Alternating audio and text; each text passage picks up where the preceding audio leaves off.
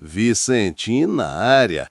Meu amigo, se eu te contar, você vai achar que eu acordei dentro de um desenho animado depois de comer pizza estragada. Mas aconteceu comigo, em plena terça-feira, o Dia Universal da Confusão. Eu precisava de dinheiro. Aliás, eu precisava de mais dinheiro do que eu já devia. Era tanta conta que, se eu imprimisse tudo, dava para envelopar um ônibus escolar. Foi então que lembrei do Banco Quase Garantido S.A., aquele banco novo onde você abre conta sem renda, sem endereço e, se bobear, sem sequer ter nascido ainda. Entrei lá decidido a pedir um empréstimo salvador. O gerente, com aquele sorriso tipo vendedor de curso online, pediu para eu aguardar. Ele disse: "Senhor Vicentim, vou chamar o dono do banco para falar pessoalmente com o senhor." Aí eu travei, porque quando o dono vem, ou você fica rico ou some no sistema. A porta abriu devagar, fez até eco. E quem aparece? Chaves, de gravata torta, sapato que fazia barulho de flauta e um crachá maior que a minha dignidade. Quando o Chave entrou, eu achei que estava sofrendo a alucinação de boleto. Ele puxou uma cadeira que rangia mais que elevador velho e diz: "Pois é, pois é, pois é. Me contaram que o senhor quer dinheiro emprestado." Eu sorri igual quem está prestes a cair num golpe, porque era exatamente isso. Ele abriu uma pasta tão antiga que parecia ter sido encontrada num sítio arqueológico. E, sem piscar, começou a analisar meus documentos como se estivesse avaliando os manuscritos secretos da humanidade.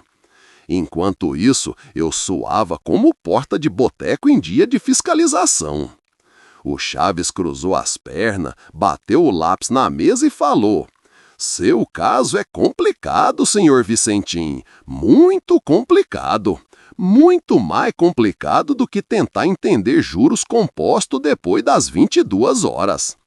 Aí eu engoli seco. Ele continuou: "Mas fique tranquilo, eu posso te ajudar. Só preciso saber se você aceita nossas condições, totalmente normais." E quando alguém diz totalmente normal, meu amigo corre. Mas eu estava desesperado demais para correr. Abriu um papel que parecia ter sido escrito com giz de cera e começou a listar as condições do empréstimo. Meu amigo, aquilo não era contrato, aquilo era ritual de invocação. "Primeira condição", ele disse: "o senhor precisa provar que consegue repetir comigo a frase: foi sem querer querendo, sem rir, sem gaguejar e sem entrar em crise existencial." Já achei estranho. "Segunda condição: o senhor deve prometer que, caso o banco precise, poderá atuar como espantalho humano em horários de pico." Eu pisquei forte para ver se estava sonhando. "Terceira e última: caso o senhor atrasar o pagamento, o banco tem autorização de transformar seu nome em ringtone motivacional." Eu quase pedi água com açúcar. O Chaves me olhava com aquele sorriso enigmático, como se tudo fosse completamente normal. Eu pensei em levantar e fugir, mas minhas pernas travaram. E foi aí que ele disse a frase que piorou tudo. "Ah, senhor Vicentim, isso ainda é só o começo." Eu já estava desconfiado que aquele banco tinha menos lógica que tutorial de como ficar rico em 24 horas. O Chave levantou da cadeira e fez sinal para eu segui-lo. Atravessamos um corredor tão comprido que parecia que eu estava andando dentro de um Wi-Fi. Nas paredes tinha placas motivacionais, mas tudo muito estranho. "Aqui, seu dinheiro cresce, se sobreviver. Confie no processo, mesmo que ele não faça sentido. Paciência, devedor, paciência." Chegamos a uma porta dourada, toda trabalhada, e ele disse: Antes de aprovar seu empréstimo, preciso te mostrar algo muito especial. A sala ultra secreta dos investimentos arriscados. Eu quase voltei correndo, mas ele abriu a porta sem cerimônia. A sala parecia um laboratório de cientista doido misturado com feira de invenções fracassada. Tinha gráfico desenhado na parede com giz, roleta gigante marcando taxa de juros e uma máquina que girava moeda como quem centrifuga roupa. O Chave apontou para aquilo tudo e disse: "É aqui que decidimos o destino dos clientes." Meu amigo, quando o Chaves me mostrou aquela sala ultra secreta dos investimentos arriscados, eu senti meu CPF tremer. Ele me guiou até uma mesa onde tinha um capacete cheio de lâmpada piscando. "Esse aqui é o detector de devedores potenciais", explicou ele, como se fosse a coisa mais normal do mundo. "Se você colocar na cabeça e as luzes ficarem vermelhas, quer dizer que você tem tendência a, como posso dizer, sumir na hora de pagar." Eu gelei. "E se der vermelho, o que acontece?" perguntei. Ele sorriu. "Nada demais, só cancelamos seu empréstimo, sua conta e talvez sua dignidade." Eu respirei fundo e coloquei o capacete. As luzes começaram a piscar tão rápido que parecia a árvore de Natal endividada. O Chaves colocou a mão no queixo. "Interessante, isso nunca aconteceu antes." A máquina começou a soltar fumaça. Eu já estava pronto para correr, mas o Chaves bateu palmas e a fumaça parou. "Parabéns, senhor Vicentim, o senhor passou no teste." Eu nem sabia que teste era aquele. "Agora podemos seguir para a etapa final, a escolha do seu plano."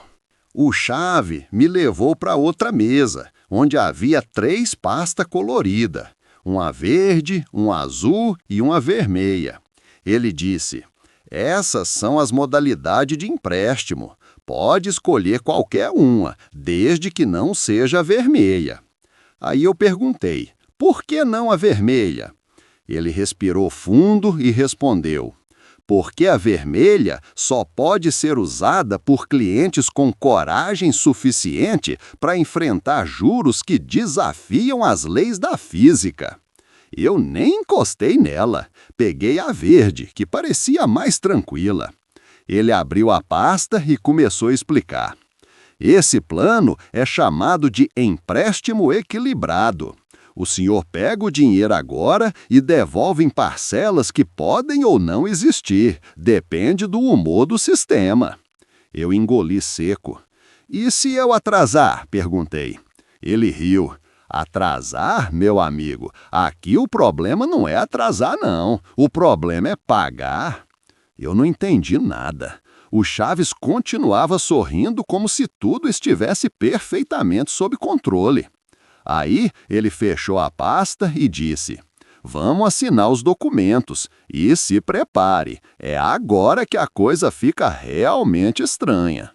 Redo o texto na minha frente, um contrato com mais página que manual de impressora. Mas o que me assustou foi o início.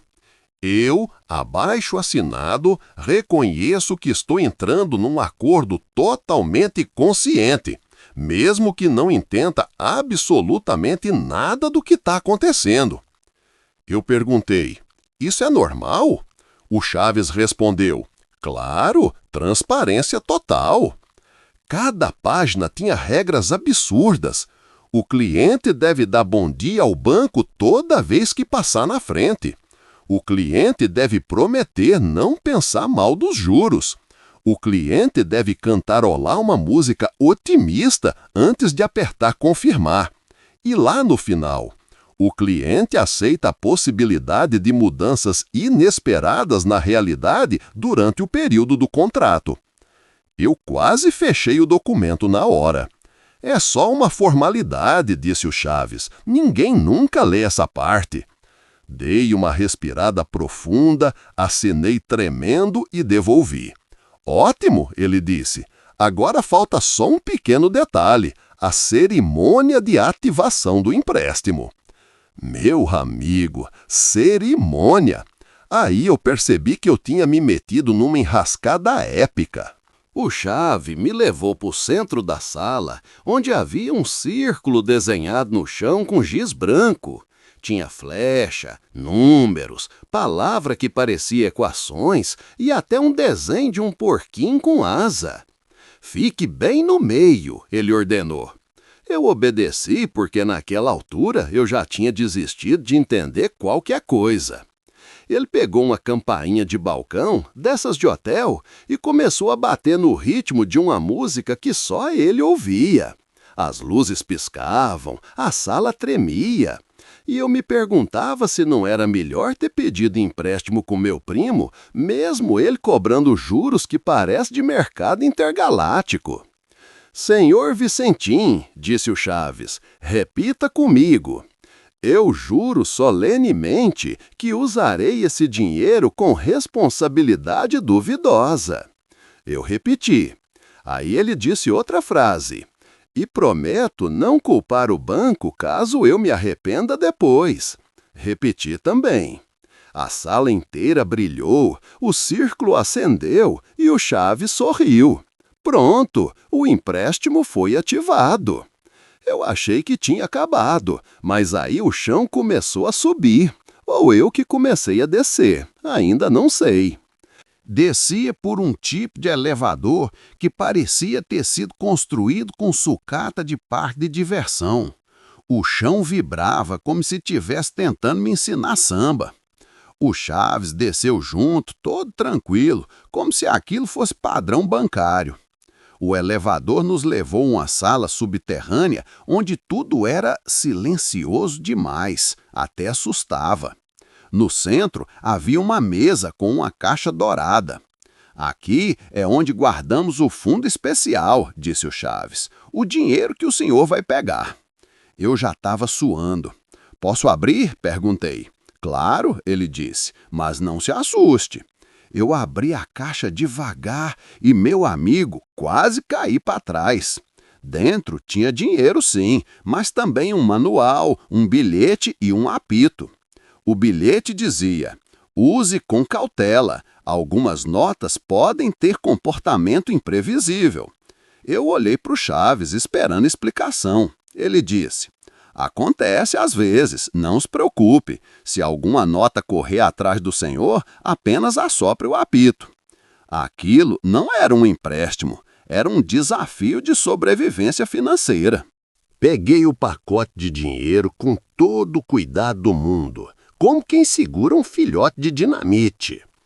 O Chaves me entregou também um manual que tinha frases desconexas como nunca guarde notas próximas de espelhos e evite que o dinheiro escute músicas tristes. Eu perguntei, isso é sério? Ele respondeu, extremamente. Nosso sistema é sensível. Aí ele deu um tapinha no meu ombro e falou, agora o senhor está oficialmente em dívida, financiado. Eu senti um peso na consciência, no bolso e na alma. O elevador voltou a subir sozinho, como se tivesse pressa de se livrar de mim. Quando chegamos ao andar principal, o banco parecia diferente, mais iluminado, mais silencioso, mais atento. O Chaves esticou a mão para me cumprimentar. Boa sorte, senhor Vicentim. O banco acredita muito no seu potencial e no seu compromisso. Eu apertei a mão dele, que estava fria como boleto vencido. Era oficial, eu tinha feito o empréstimo mais estranho da história da humanidade e ainda nem tinha usado dinheiro. Saí do banco tentando agir natural, como se eu não tivesse carregando um pacote de dinheiro que podia ganhar a vida a qualquer momento. Caminhei pela calçada olhando para os lados, porque vai que uma nota resolva fugir. Assim que cheguei em casa, joguei tudo em cima da mesa, a caixa, o apito, o manual e o dinheiro. As notas ficaram ali paradinhas, até que uma delas mexeu. Eu juro, mexeu. Mexeu de novo, deu uma dobradinha sozinha, como se tivesse espreguiçando. Peguei o apito e fiquei em posição de ataque, porque eu não estava disposto a perder uma briga por uma nota de 20. A nota se virou para mim como se tivesse consciência. Aí pulou da mesa. Eu soprava o apito desesperado. As notas congelaram. Fiquei ali arfando, pensando, o que foi que eu fiz? A verdade bateu. O banco não me emprestou dinheiro. Ele me deu um pet financeiro, um bicho, um organismo monetário, uma coisa viva. E agora eu tinha que cuidar daquilo, ou seria multado. Passei a tarde inteira estudando o manual. Tinha regras absurdas. Não deixe o dinheiro perto de ventiladores. Não exponha as notas à luz do luar. Em caso de ataque monetário, mantenha a calma. Eu já estava surtando. Resolvi guardar tudo numa caixa de sapatos. A caixa tremeu. Tirei, coloquei no armário. O armário tremeu. Tirei de novo, coloquei no freezer. O freezer desligou. E eu já estava pensando em devolver tudo para o banco, mas aí lembrei do contrato que eu assinei. Estava lá. Qualquer devolução só pode ser feita mediante ritual específico. Eu abri o manual na parte do ritual. Meu amigo, era pior do que receita de bolo mal traduzida. Precisava de farinha, fita adesiva e um ventilador quebrado. E eu pensei, é isso, tô preso nessa aventura. Foi então que eu ouvi um barulho vindo da sala. Corri. A caixa de dinheiro tinha se mexido sozinha. E pela primeira vez eu ouvi uma nota murmurando, como se me chamasse. Eu gelei. A caixa se abriu devagar, como se estivesse espiando o ambiente. Uma nota escapou, depois outra e outra. Elas andavam tipo minhoca verdes com números. Eu peguei o apito e soprei com tanta força que quase desmaiei. As notas congelaram no ar, mas eu sabia que não aguentaria aquilo por muito tempo. Eu precisava resolver a situação, e rápido. Peguei o manual e procurei a parte Como acalmar um conjunto de notas irritadas. Dizia, fale com elas como se fossem crianças hiperativas. Então eu respirei fundo e disse, calma, gente, o tio Vicentim está aqui. As notas tremeram, mas ficaram paradas. Aí eu tive uma ideia. Levei todas para o sofá e coloquei uma música alegre. Funcionou. As notas se agruparam e ficaram balançando no ritmo. Eu aproveitei e sentei também. Aí me veio um pensamento. Se isso é o dinheiro, como vai ser pagar a primeira parcela? Eu suava, eu tremia. A resposta era clara. Eu precisava conversar com o Chaves de novo. Voltei ao banco no dia seguinte. Entrei correndo, suado, carregando a caixa com as notas vivas. O banco estava silencioso, como se já soubesse do meu desespero. O Chaves apareceu do nada, como sempre. Pois é. O dinheiro já começou a demonstrar personalidade própria, né? Eu coloquei a caixa em cima da mesa. Chaves, isso aqui não é um empréstimo, isso é um zoológico financeiro. Ele riu, cruzou os braços e disse, mas é por isso que nossos clientes são especiais. Eles aprendem a lidar com o dinheiro literalmente. Eu exigi explicações. Ele abriu um quadro na parede revelando uma tela enorme com gráficos estranhos e imagens de clientes correndo de nota voadoras. Nosso método é único, disse ele. Acreditamos que só entende o valor do dinheiro quem convive com ele como ser vivo. Eu já estava surtando. E as parcelas? Perguntei. Ele sorriu com aquele mesmo sorriso misterioso. As parcelas, elas se apresentam quando estiverem prontas. Eu quase desmaiei. Eu estava pronto para cancelar tudo, fugir do país, virar monge, qualquer coisa. Mas o Chaves colocou a mão no meu ombro e disse: Senhor Vicentim, o senhor não percebeu ainda? O empréstimo não é sobre dinheiro, é sobre superar o medo. Eu pisquei umas 20 vezes. Medo? Eu estava sendo atacado por notas conscientes. Leve esse dinheiro para casa, continuou ele. Cuide dele, eduque, converse, e quando o momento certo chegar, as parcelas vão aparecer sozinhas e vão se pagar sozinhas. Eu não fazia a menor ideia do que ele estava falando, mas não tinha opção. Peguei a caixa e fui embora. À noite, as notas estavam quietas, organizadas, até pareciam obedientes. Eu sentei e suspirei. Talvez, só talvez, aquilo fosse dar certo. Aí, uma nota se levantou, caminhou até mim e deixou um papelzinho no meu colo. Nele estava escrito: primeira parcela vencendo amanhã. Eu deixei o papel cair. A nota piscou e eu percebi: minha vida nunca mais seria normal. E foi aí que tudo saiu completamente do controle. Quando o Chaves apertou aquele último botão do seu barril voador, uma luz gigante explodiu no céu como se fosse um show pirotécnico intergaláctico.